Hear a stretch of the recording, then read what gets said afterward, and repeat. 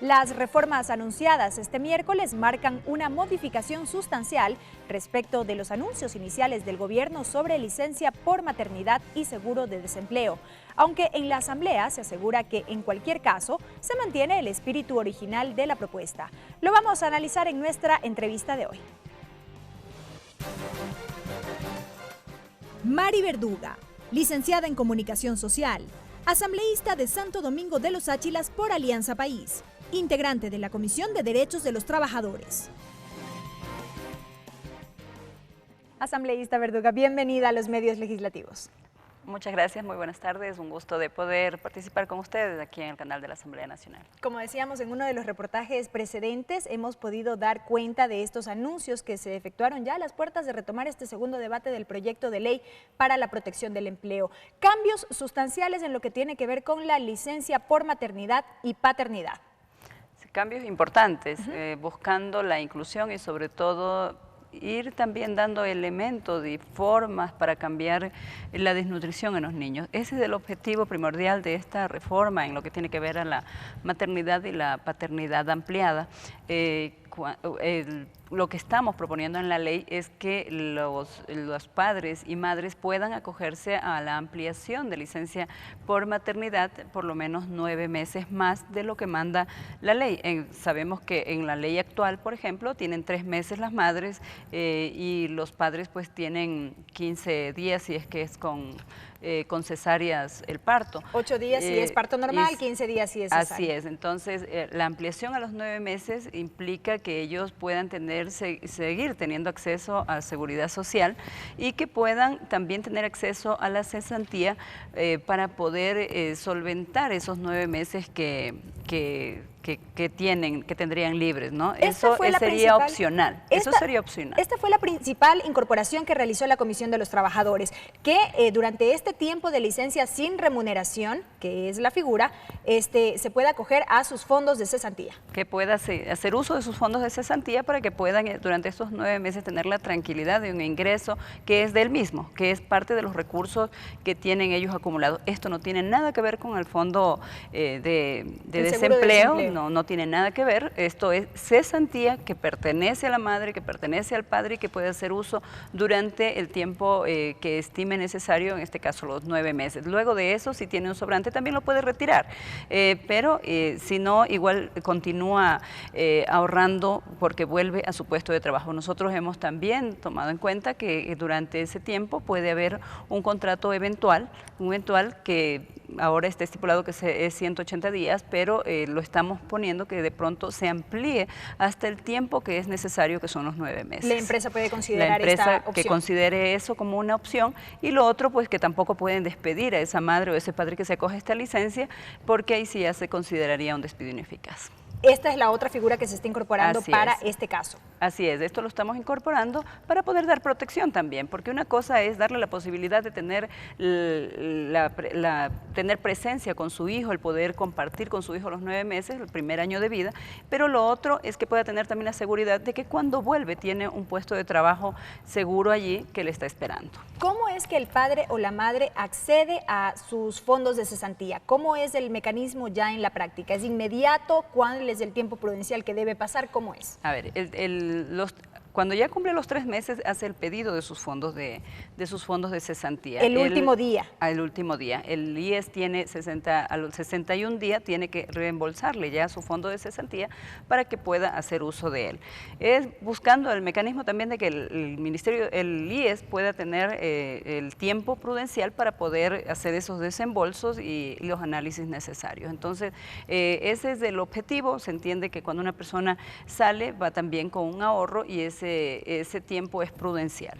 Es decir, en el caso de la madre, en el último día de sus 3 meses de licencia remunerada, como consta actualmente en la ley, y en el caso de los padres, en el último día de su licencia por maternidad, sea este el caso de 8 o de los 15 días. O de los 15 días. Ese es el tiempo para pedir, primero, la licencia por maternidad o paternidad, pero también sus fondos de reserva como parte de cesantía, de cesantía para poder tener esos recursos. Esto es lo que tiene que ver con esta ampliación de esta licencia. Ahora, ¿qué pasa en los casos en que las personas queden en situación de desempleo?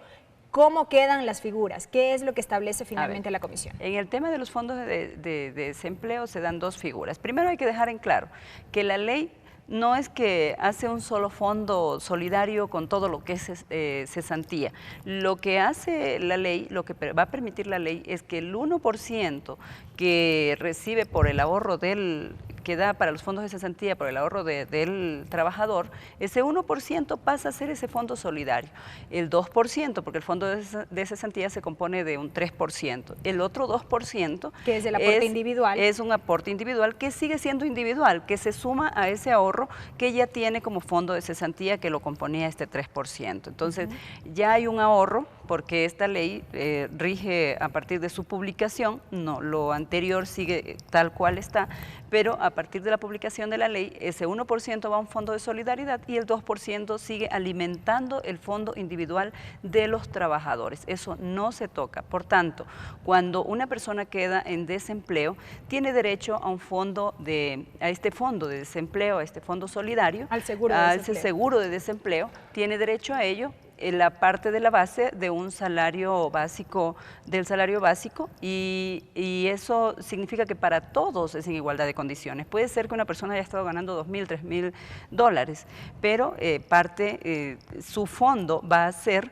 la base, el salario básico. El 70%, el 70% del salario básico, que más o menos $256. Sí, esa es la base que todos percibirían, independientemente de cuál haya sido su ingreso hasta cuando estuvo trabajando. Así es, por eso es que esto es revolucionario, porque ayuda a los sectores que menos posibilidades han tenido.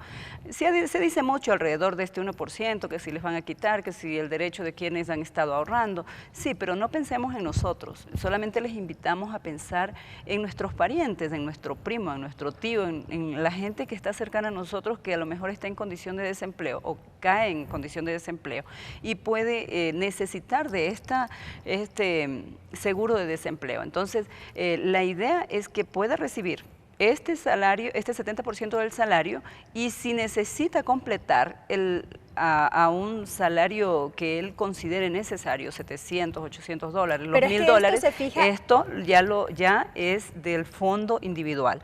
La diferencia ya sería del fondo individual que le va a dar el IES, pero por 5 meses. Si necesita luego un poco más, tendría que tener las 24 aportaciones, 6 que deben ser continuas, y tener derecho nuevamente al fondo de solidaridad o fondo de desempleo. Nada más para precisar, asambleísta, se mantiene lo que se decía hasta el inicio del segundo debate de este proyecto de ley sobre la base del informe que ustedes presentaron, que el cálculo o lo que recibirá en este caso la persona que acceda al seguro de desempleo será sobre la base del promedio de las últimas 12 remuneraciones. De allí saldrá el cálculo para el pago del seguro de desempleo.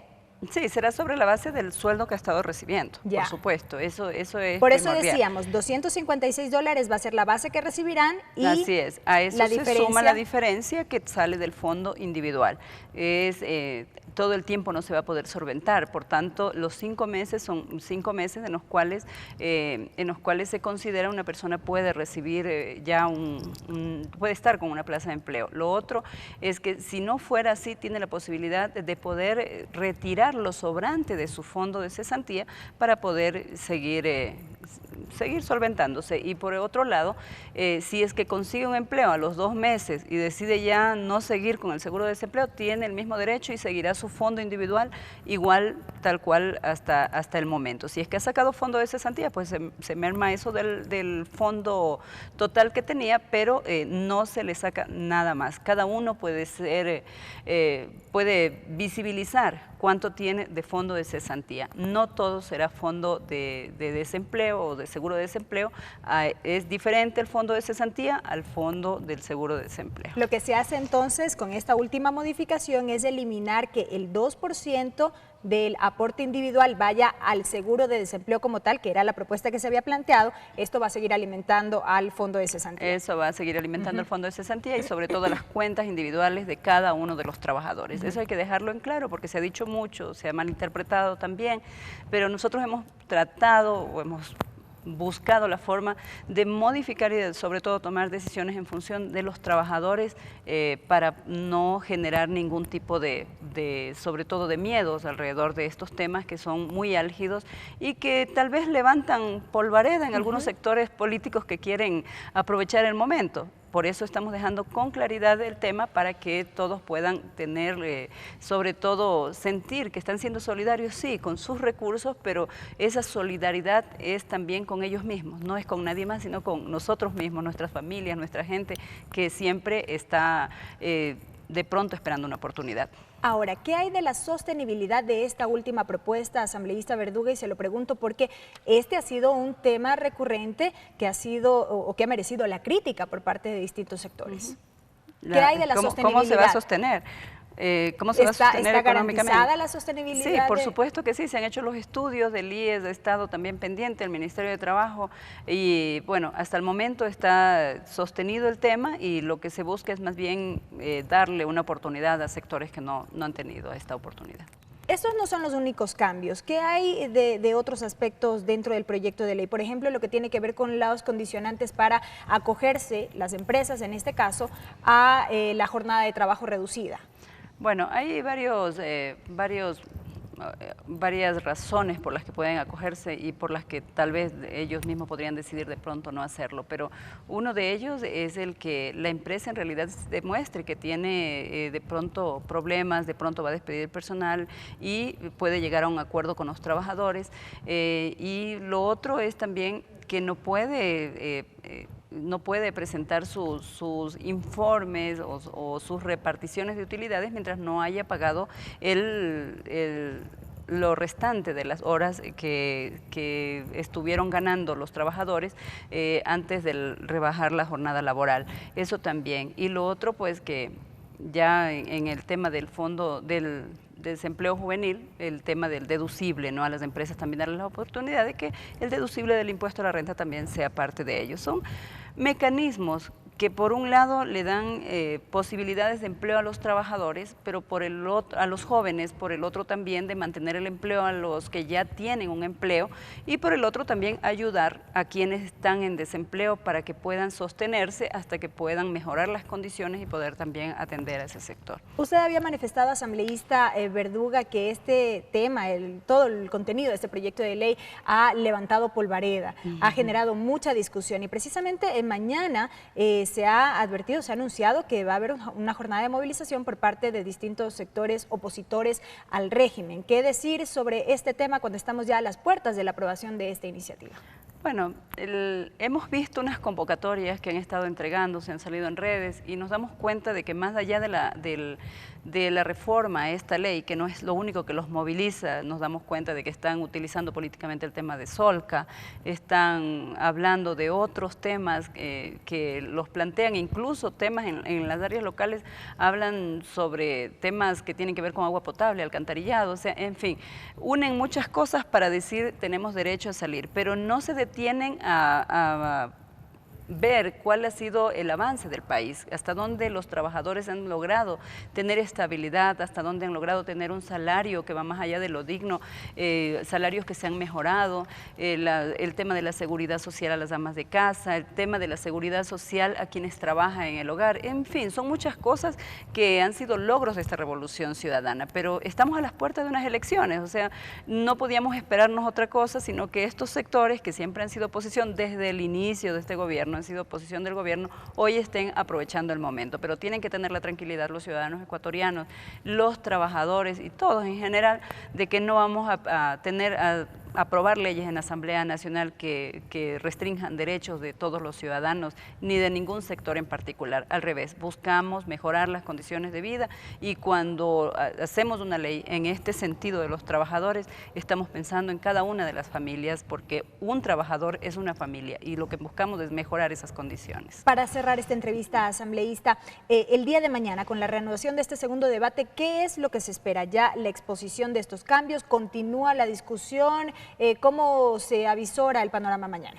Bueno, eso es un tema que lo decide la presidenta de la Asamblea, sin embargo, consideramos que al haber sido solamente suspendida la sesión, hay todavía como 10 personas que te habían pedido la palabra y no sabemos si la presidenta irá a dar la palabra o iremos directamente a una votación, pero creemos también que es necesario refrescar de pronto la memoria de los ciudadanos, de los mismos asambleístas, sobre los cambios que se han dado y que pretendemos tener en esta ley y que de pronto habrá que escuchar a algunos compañeros. Y seguiremos de cerca la discusión. Por supuesto. Gracias. Esperamos mañana. Gracias. Gracias a la asambleísta Mari Verduga por habernos acompañado. Ella es integrante de la Comisión de los Derechos de los Trabajadores de la Asamblea Nacional, informando sobre varios de los cambios que se presentarán al texto definitivo del proyecto de ley para la optimización de la jornada laboral y seguro de desempleo.